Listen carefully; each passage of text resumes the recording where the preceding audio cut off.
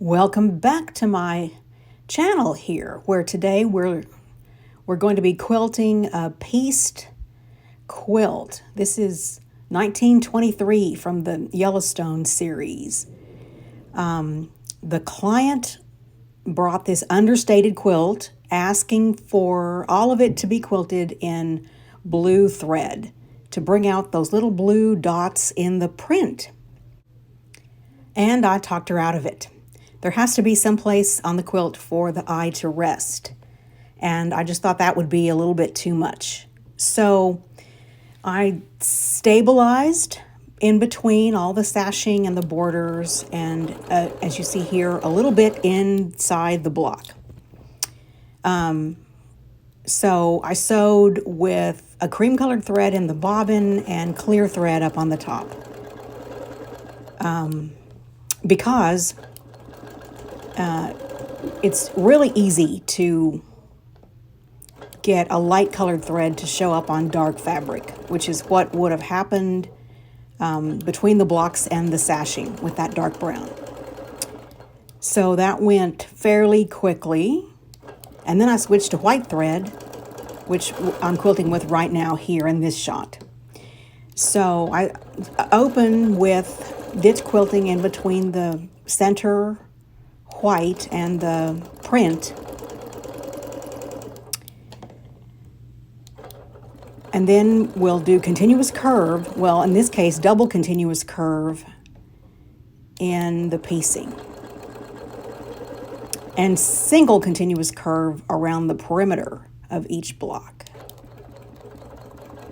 So as I've mentioned before, there is a way to make that as continuous as possible. And with every quilt that you do continuous curves in, you just have to find that way. As much as you can get done without running out of bobbin thread or whatever. So here's a look at that. So why continuous curve here? Because there's nothing but right angles and points all over this quilt, and I felt, as did the client, that we needed a way to soften it all up. So curves would be the way to go. Yeah, I could have put in some kind of overall quilting there, some kind of meander, but it's not going to show up. I think these curves will be far more complementary. A meander would really squash the whole thing down. These curves are going to puff this quilt up nicely in an even, pleasing direction. So that's desirable. And you can see what it looks like on the block to the left. It's a good, fast way to get around the top. And then we could spend our time on areas where the quilting, it really is going to show up. So one of the things she asked for was some really pretty design right in the middle for those little crosses of white space. So I like to have a harmonious design scheme, and so we went looking for something that would fit that shape and maybe also work for the sashing. So best laid plans went completely awry. We picked out a beautiful design, which I'll be showing you a little bit here later. And I thought, okay, with the new long arm, it'll be great to try and practice setting in a narrow design in these sashing spaces. So I'll just computerize it.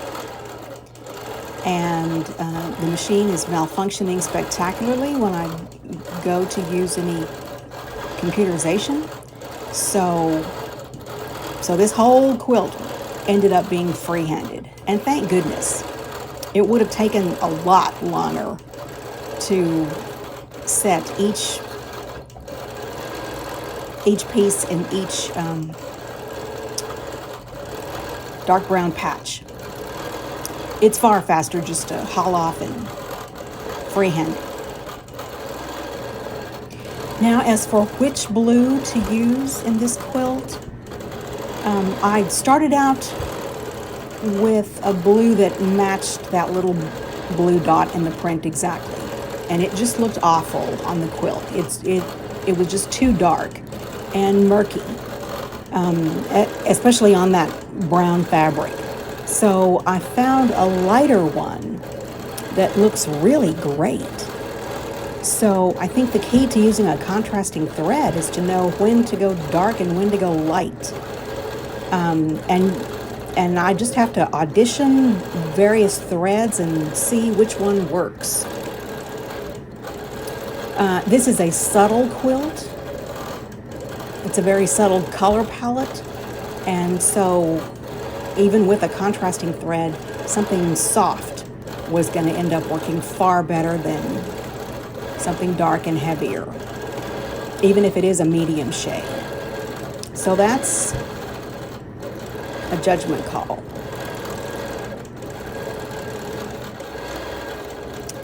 Why double continuous curve as opposed to one single pass throughout each of these little squares? Those patches are, I think they finished about 2.5 or 3 inches, which I felt was just going to be just a little bit too big for one line. Doubled, I think it's really good.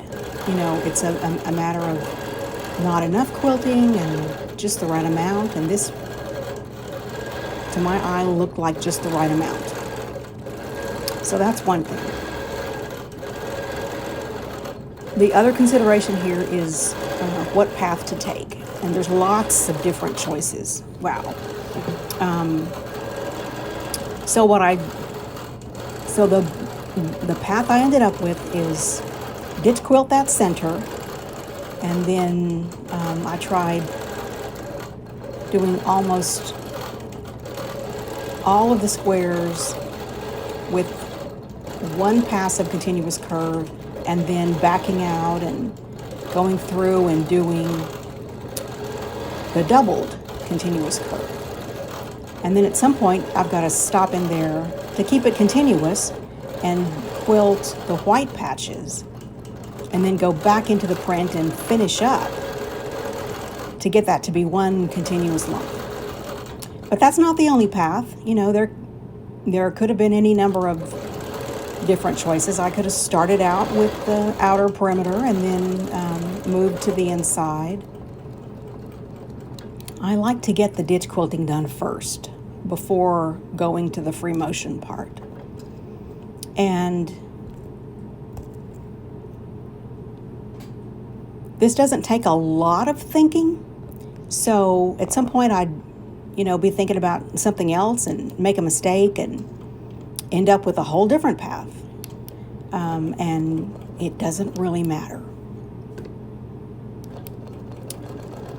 Not a lot of wrong choices in here. You pretty much are going to end up with some path that completes the whole block.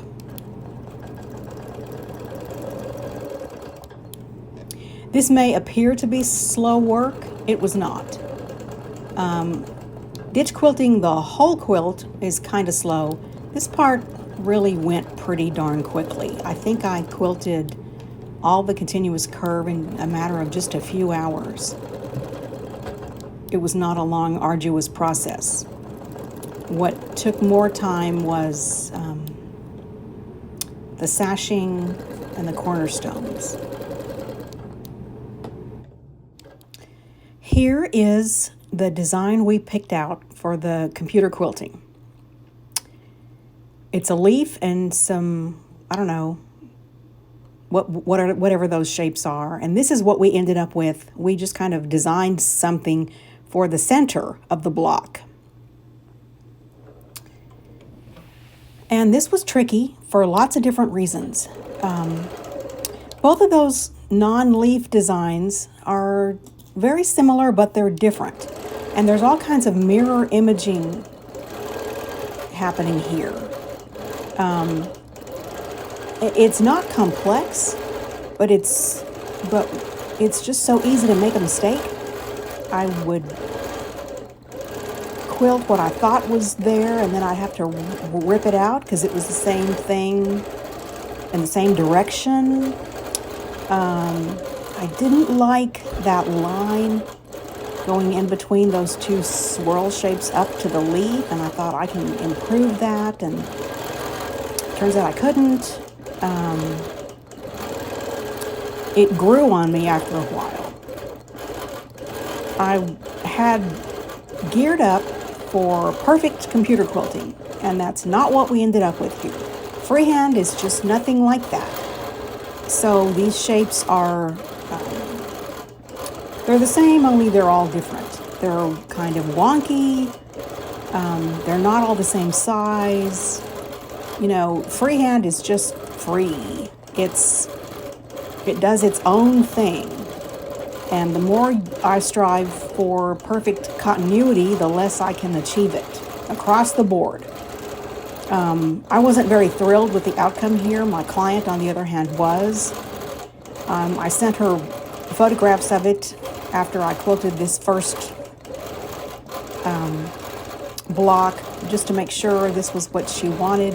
What she originally had envisioned was some pretty design in here with some background quilting to make it really pop, like we've done on previous quilts.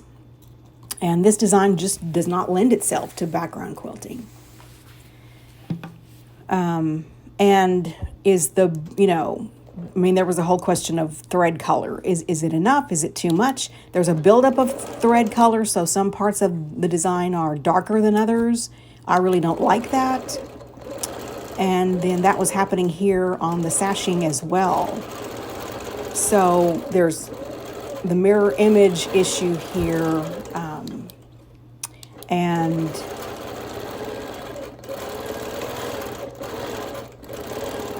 then spacing. Spacing is probably one of the hardest parts of freehanding, because how do you know how far to extend that line? And that's why the design, it's all very similar, but it's all very different, because I just can't get it to be the exact same size all the time. I asked my mentor years ago when I was first learning how to do this, do people complain that it's not perfect? And she said, no, nobody ever has. Your freehand designs are like your handwriting. They have a charm all their own. It's not about perfection. It isn't about standardization. If you have any skill at all, it's going to look, I'd say, charming or cute or something like that. It took quite a bit of repetition to be comfortable with this part. Let's look at the sashing from a different angle.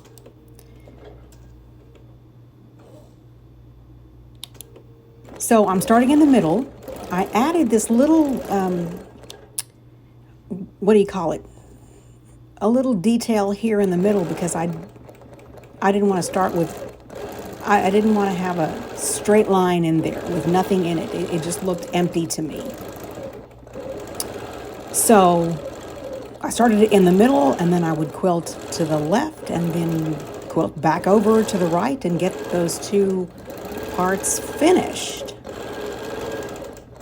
And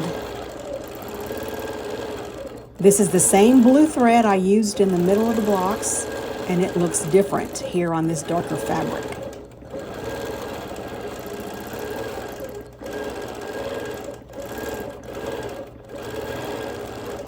I added some more details. I veined the leaves, because that's what I'm accustomed to doing. I don't like just empty leaves. I think they look funny.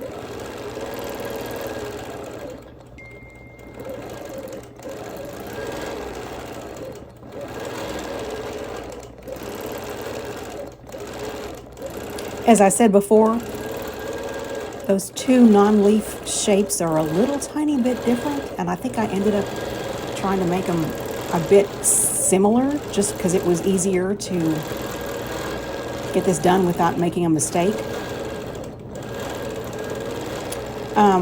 One thing that happens to people who try to learn new freehand designs, you're gonna wanna do what you've always done. And so if this one part is a little bit different, it's like, it's just gonna be a little bit harder to have it come easily and naturally. But by the time I got to the bottom of the quilt, it was a lot more comfortable. And that's one of the keys to freehand machine quilting. You have to do it a few hundred times before you get comfortable with it. But once you get that comfort zone happening, that's a really good thing. So after quilting, I was switching off all over the place because I didn't want to have to make so many different passes. I could quilt all the sashing, all the blocks, but I would trade off and quilt block and sashing and cornerstones. So that's one of my favorite flower designs. It's a little plumeria. Love it, love it, love it. The flower the client picked out is pretty detailed.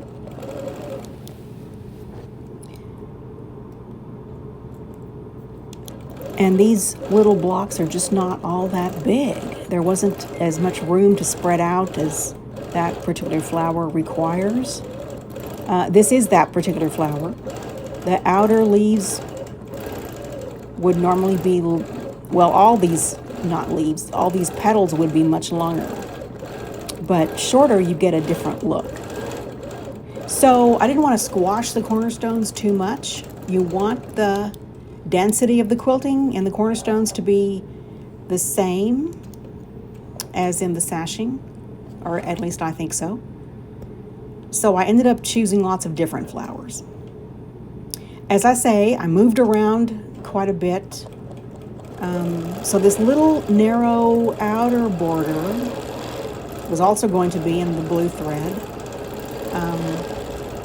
So I'm quilting that as I go along. And what it is a circle and a swirl.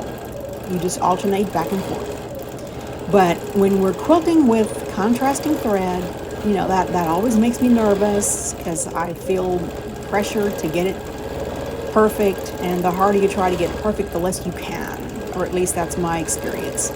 So I think this just looks wonky as all get out. The client found it delightful. Thank goodness. See how they're all different sizes, and the swirl looks one way here and different over there. And so there's always going to be some part of the quilt that you think, is this okay? Is this going well? Is this going to work? I should stop and rip this all out. This is terrible.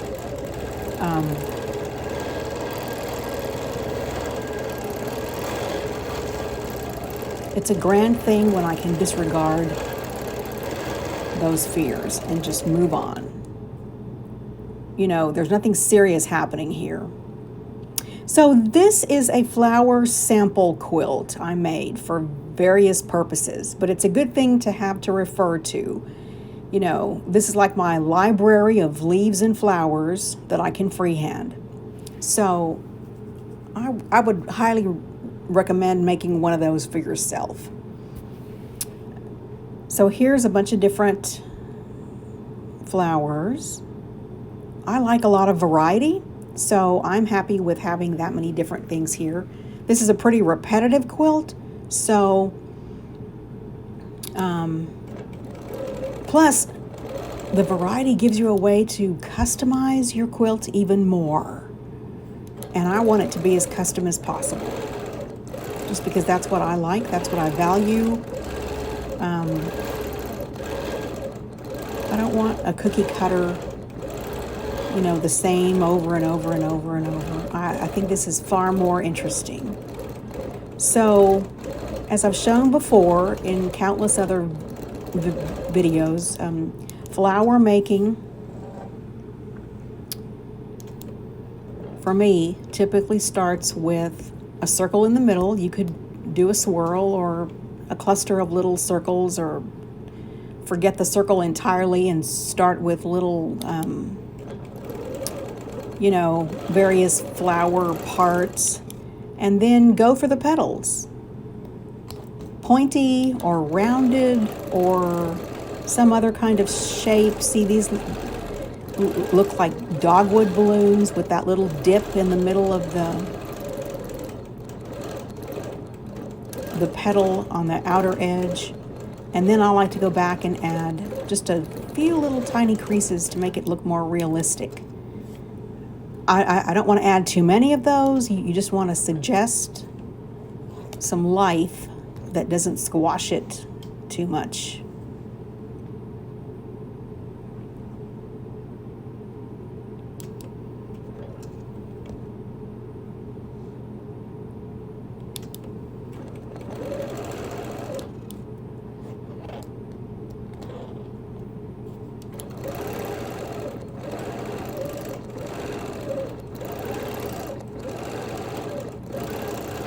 No circle in the middle here.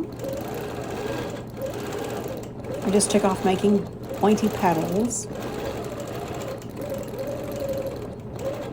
See how some of the petals look like they're behind others? That's kind of fun. And then I filled in with some little, this one ended up having a center after the fact, which is fine.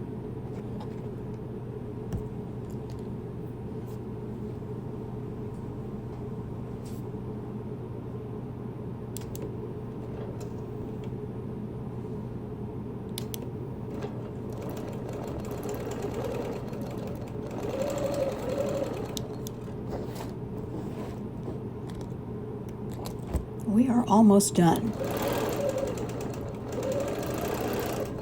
I thought the sashing and the flowers were going to take forever to do, and they didn't. I surprised the client with, "It's done." I got all of that done in about a day.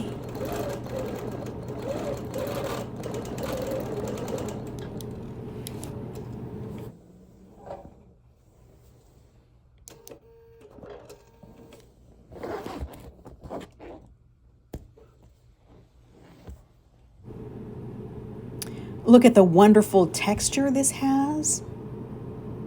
That turned out really beautiful. And here is a look at the back.